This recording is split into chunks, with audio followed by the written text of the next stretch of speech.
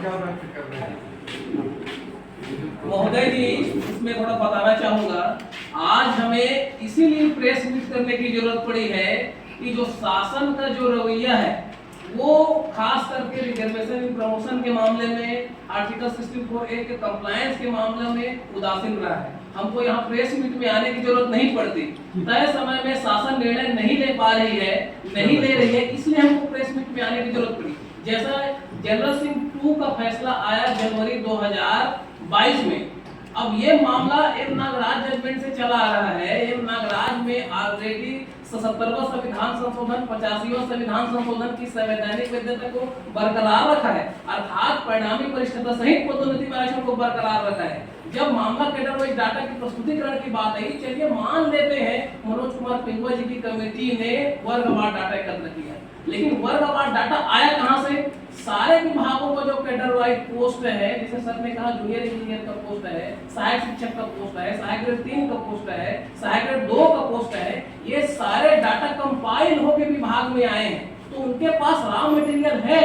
तो वो जैसा कि मनोज कुमार पिंगुआ कमेटी रिपोर्ट को ओवरऑल रिपोर्ट को हम देखते हैं तो उसमें SC ST का अपर्याप्त प्रतिनिधित्व बता रहा है, उसमें स्पष्ट अनुशंसा किया है और कैबिनेट ने डिसीजन भी लिया है। तो इस नियम को लागू करने में कहीं पर कोई कानूनी अड़चन नहीं है। बस शर्त ये है कि यदि आप 16/4/2024 के जो जजमेंट को देखेंगे, जिसमें पैरा नंबर 32 में कोर्ट ने राज्य सरकार को फ्री हैंड किया है कि आप M Nagaraj judgment 2006, Jarnail Singh judgment 2018, Jarnail Singh 2 judgment 2022 और बी के पवित्र 2 जजमेंट 2019 इसका परिपालन करते हुए आप अधिसूचना जारी कर सकते हैं। बात पूरी तरीके से क्रिस्टल क्लियर है, लेकिन तय समय में शासन हमारे मामलों को लेकर सही निर्णय नहीं लेती। हम लोगों को जो कॉन्स्टिट्यूशनल रेमेडीज मिला हुआ है, कॉन्स्टिट्यूशनल राइट्स मिला है, इसका इम्प्लीमेंटेशन करने में शासन प्रशासन के द्वारा कोताही बरती जाती है। इस कारण से हम लोगों को आज प्रेस मीट करने की जरूरत पड़ रहा है। हाई कोर्ट का निर्णय आए लगभग 2 माह से ऊपर हो गया है।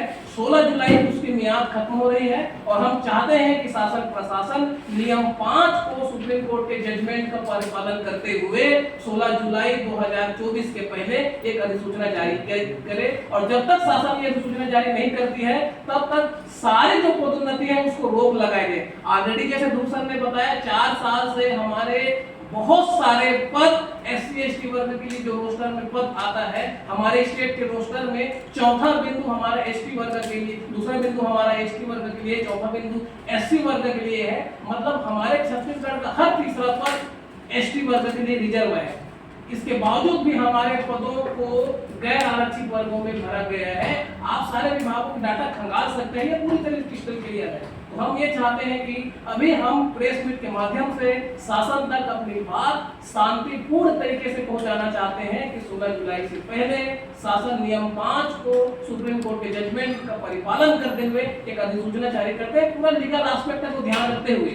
क्योंकि एक बार ऑलरेडी पिछली सरकार में शासन के महाधिवक्ता के द्वारा कोर्ट में ये नियम चूक होने की माफी मांगी गई है, उसका खामियाजा हम आज 4 साल से इसको भुगत रहे हैं। हम दोबारा कोई इसमें लीगल एक्सरसाइज में कमी होने देना नहीं चाहते। हम शासन प्रशासन का हम सहयोग भी करने को तैयार है, क्योंकि हमारे पास भी कुछ डाटा है। धन्यवाद।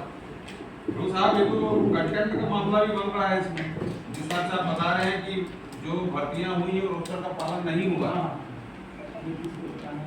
नहीं, इसमें सवाल कंटेंट, हाँ, आपका कितने लोगों की नियुक्तियां हुई हैं?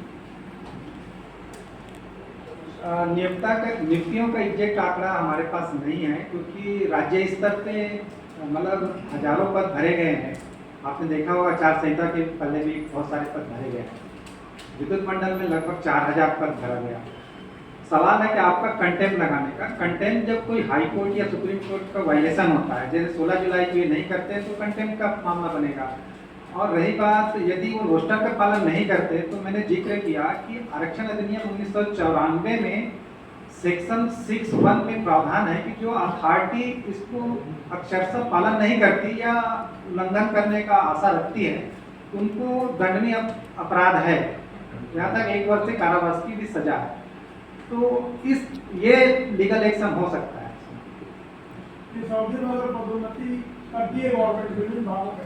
और आपका आदेश जो है ऑलरेडी स्पष्ट हाई कोर्ट का, वो जब कंटेंट लगाएंगे तो इसको भी इन्वेस्ट करने के लिए आप काम करेंगे क्या? जो अभी पदोन्नति की गई थी मांग रहा हाँ हाँ जरूर जरूर, इसमें हम लोग जाएंगे क्योंकि हाईकोर्ट ने रीडायरेक्ट किया है। इसमें मैं जो मूल जो नियम है यहाँ का कानून के 1994 के बाद जो छत्तीसगढ़ लोक सेवा पदोन्नति नियम 2003 बना, तो उसमें एक स्ट्रक्चर बना, सीढ़ीनुमा स्ट्रक्चर है। मान लो रोस्टर है, रोस्टर क्या होता है, पहले पॉइंट, दूसरे पॉइंट, तीसरे पॉइंट, क्रमशः सभी वर्गों से भरना है। तो यदि उसमें से एक सीढ़ी, दो सीढ़ी मिसिंग है, मान लेते हैं मिसिंग है, तो उसके बाद उस सीढ़ी का उपयोग नहीं होना चाहिए। सामान्यतः जनरल पब्लिक को समझ है इसकी, लेकिन जो प्रयास किया जा रहा है, भाई हाईकोर्ट ने कहा है रीवर्क के आप एप्लीकेबल करिए क्योंकि ये एक सीढ़ीनुमा है। और ये आर्टिकल 16(4) का प्रावधान जो है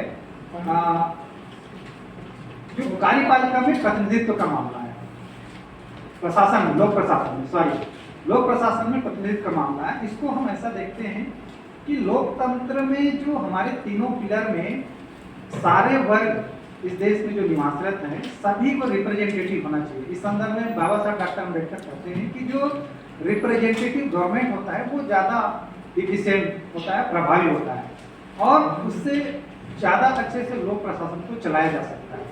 तो उस संदर्भ में लेना चाहिए। सामान्यतः इसकी जो समझ होती है देश के अंदर, नागरिकों के अंदर, कर्मचारी अधिकारियों के अंदर और भी आम जनता के अंदर कि ये इसको रोजगार मानकर चलते हैं। तो रोजगार के लिए और दूसरे आर्टिकल 38 है, आर्टिकल 39 है, जिसमें सारे इस देश के नागरिकों को आर्थिक असमानता, रोजगार देना, स्त्री पुरुषों को रोजगार देना, ये उधर प्रावधान है। लेकिन आर्टिकल 16(4) जो है इसको हमको लोकतंत्र के संदर्भ में समझना चाहिए। और ऐसा नहीं समझने के कारण, क्योंकि हम डिफरेंट वर्ग के लोग हैं, अलग अलग जाति धर्मों से हैं, तो एक दूसरे के प्रति इसका जो संभावित होता है। तो इससे क्या एग्जीक्यूटिव फंक्शन के दौरान